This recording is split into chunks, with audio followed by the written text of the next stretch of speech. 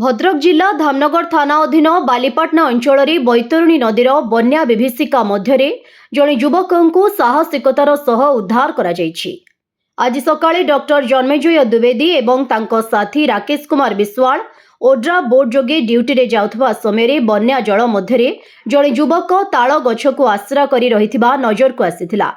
सूचना अनुଯାयी ब्रह्मचारी पाटना ग्रामर 36 वर्षीय स्वर्ण चंद्र बेहेरा बन्या पानी रे भासी जाई एक ताल गछ को धरी दीर्घ 24 घंटारू अधिक समय धरी सेठारे अटकी रहिथिले। युवकों को देखिबा मात्रे डॉक्टर जन्मेजय द्विवेदी तुरंत ओड्रा बोट कर्मचारी को तांको निकट को जाई उद्धार करने को कहिथिले। निजे मध्य बोट रे उपस्थित रही उद्धार कार्य तदारक करथिले।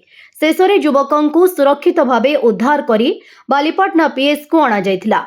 सेठारे तांकर प्राथमिक चिकित्सा कराजिबा परे परिवार लोकों को हस्तांतर करा जायछि। बन्यार भयंकर परिस्थिति मध्य जीवन को विपद रे पकाई जणे युवकों जीवन बंचाइबारे डॉक्टर जन्मेजय द्विवेदी एवं तांको साथींको एही मानविक पदक्षेप को स्थानीय लोके प्रशंसा करबा सह धन्यवाद जणाइछन्ति। ब्यूरो रिपोर्ट विकल्प समाचार। आम चैनल को लाइक शेयर एवं सब्सक्राइब करंतु।